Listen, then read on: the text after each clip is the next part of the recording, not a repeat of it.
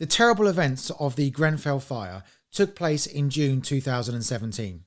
Here we are in February 2021, and there are still many, many people living in death traps, as those poor people of Grenfell were doing. The situation here is that after that fire, we finally discovered that cladding on buildings all over the country was simply unsafe.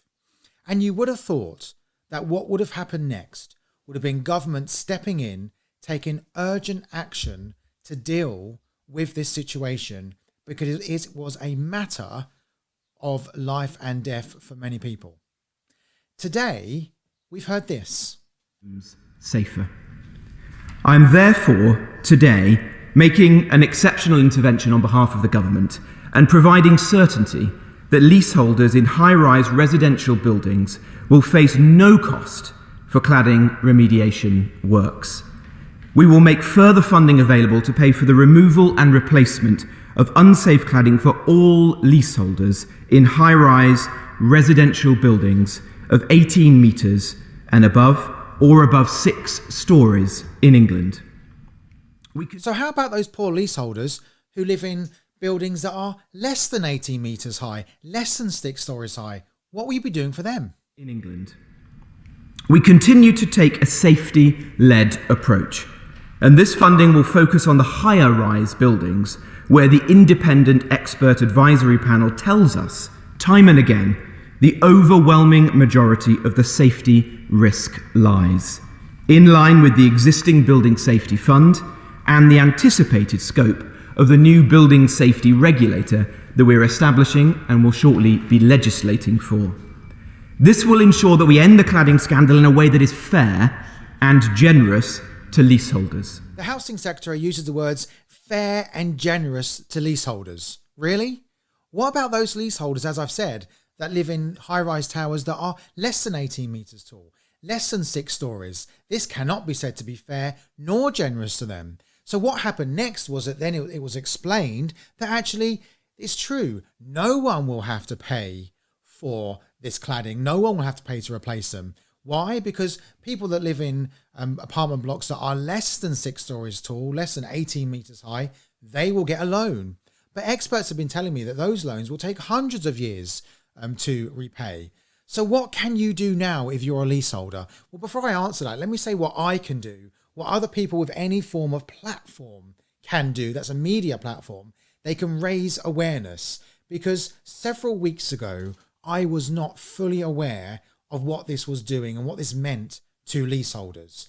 The reason for that is that my normal subject is more consumer-led, not landlord and tenant. I'm not a landlord and tenant expert, but I now have got to grips with this. I've looked at this. I've spoken to many leaseholders and I'm horrified. And I now want to make sure that many other people are horrified, so that we raise awareness, raise the message, and demand that government does something about it. Not gives out £3.5 billion of funding, which is simply, as people are telling me, not even going to scratch the surface. The problem is much bigger than £3.5 billion. You need to make sure, and when I say you, I mean government, you need to make sure that all of these poor leaseholders are not out of pocket. That means they don't pay £50 a month for a loan, as what you're saying that is going to happen. That's wrong. That's not fair. That's not generous. That must not happen. The government must put its hand in its pocket. It must pay for this. It must do it urgently, so that we stop the danger that all of these leaseholders are in every day that goes by. Then we must find out who's accountable. There are builders, there are surveyors, there are architects. Someone, or maybe more than one person or entity, is responsible, and they are the ones that should be putting their hand in their pocket. So earlier today, I spoke to top property lawyer, landlord and tenant solicitor, Russell Conway, and I asked him some of the questions that people have been asking me, and here's what he had to say. The government seems to take the view that if you're living in a flat that's 18 metres high or less, you don't really matter. And that's just criminal in my mind, because the materials used in the buildings under 18 metres were often far worse than the materials used in the higher buildings. The way the building regulations were drafted there was a clear cutoff. And if you're using certain materials on a higher building, they were very clearly delineated, and the government made it quite clear they had to be safe. They didn't really care so much about the lower buildings. And so since Grenfell, for example, there have been 2 very significant fires in lower buildings below 18 meters high. And that's because they had dangerous materials on them. And it's possible to argue that although the materials were dangerous, they still managed to pass through building regulations. And at the heart of this whole mess, you constantly have to go back to the building regulations. The people in the lower rise buildings have to carry on campaigning because all they've been offered by the government so far is access to a loan, which when you calculate it out, if it's a £25,000, £30,000 loan, that may take several hundred years to repay. And people are very debt averse and people are worried by debt. People don't want to take that sort of debt on board. And so I really worry for people in these low-rise flats because the government hasn't really addressed their problems. It's sort of tried to sweep them under the table. I think the first thing we have to say is that yesterday, Mr. Jenrick made a statement in the House of Commons. That statement is quite a brief statement. It's on the ministry website, but there's a complete absence of detail. A lot of this may need legislation or secondary legislation. There's no precise amounts as to interest or where the money will go, who will get it, what triggers the money being available. It's all very wishy-washy at the moment. It was in the nature of a political announcement, I think with a view to stopping some Tory party members voting for the Labour amendment to the fire safety bill, which comes back.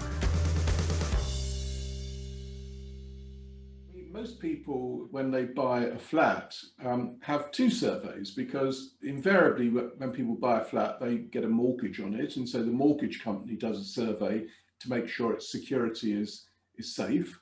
And then a large cohort of people take out their own building survey. But surveyors generally, until very recently that is, were looking at the interior of the property. And their reports quite clearly said, we're not doing any invasive analysis.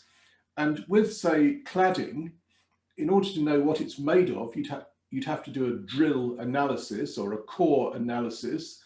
If you're looking at the insulation material underneath, you'd have to do further drilling, and most surveyors just don't do that.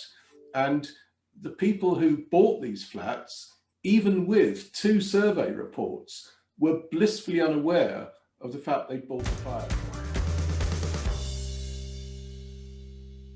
If the building has been constructed within the last 6 years and it's been improperly constructed, you may have a claim against the builder or the developer, but there's very strict statute of limitation issues there.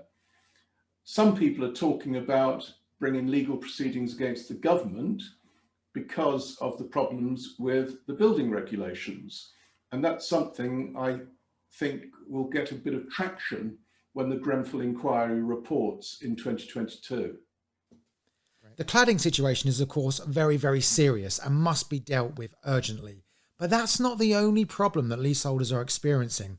Many are telling me that they can't sell their property because many lenders, or most lenders actually, will not lend on these properties because of the fire risk.